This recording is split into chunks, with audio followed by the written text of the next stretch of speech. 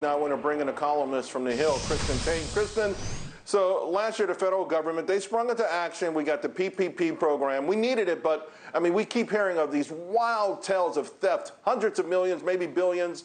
But this is even more bewildering. $400 billion, that's taxpayer money. 70% of it going to crime syndicates in China, Nigeria, Russia. This is nuts. What do you make of it? It's sickening. I mean, when are Americans going to realize, though, that nearly every single government program is ridden with fraud? And I don't care if we're talking about welfare programs or programs in the Department of Defense. The fraud is everywhere, and it doesn't usually get reported on the way that it should. But yes, this pandemic free-for-all was a complete disaster. Billions of U.S. tax dollars sent overseas to these rogue organizations, many of them state-sponsored. And you know what, Charles? We don't even have that money. The Fed just prints it out of thin air. It's a complete disaster. The cavalier attitude that our politicians have when they just throw money up in the air to feel good, it's terrifying. It's putting us on the road to a real crisis. And I do believe a crisis is coming. I don't know if it'll be hyperinflation or if it's just going to be a currency crisis where the world no longer uses the U.S. dollar as the reserve currency. But the way that Washington, D.C. just keeps printing money and handing it out to everybody, including rogue organizations overseas, it's disastrous.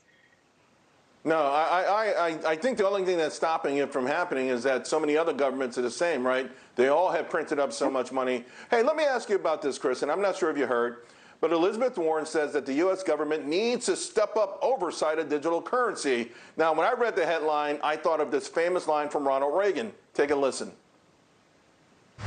The 9 most terrifying words in the English language are, "I'm from the government and I'm here to help." All right, so she's saying it's the Wild West. She's saying that the currency is not a good way to buy or sell things. It's not a good investment. It's an environmental disaster. I know you own some cryptos. Are you ready for more regulation to make it a better market? Well, I don't particularly care for regulation, but I do think that as cryptocurrencies become more ubiquitous, governments are going to try to squash them.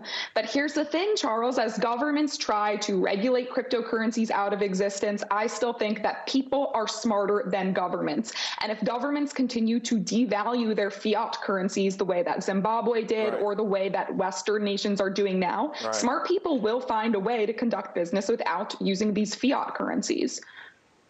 And by the way, Wall Street now getting on board, you know, there's a headline yesterday, right? It's a 180. Thomas Petterfree, who I like, in 2017, he said, "Keep Bitcoin away from the real economy." Yesterday's headline, Thomas Petterfree, "Interactive brokers will offer crypto trading at the end of the summer." So, yeah, you're right. Smart people are seeing the light and they're coming on board. Kristin, thank you so much, my friend. Always great to have you on. Thank you, Charles.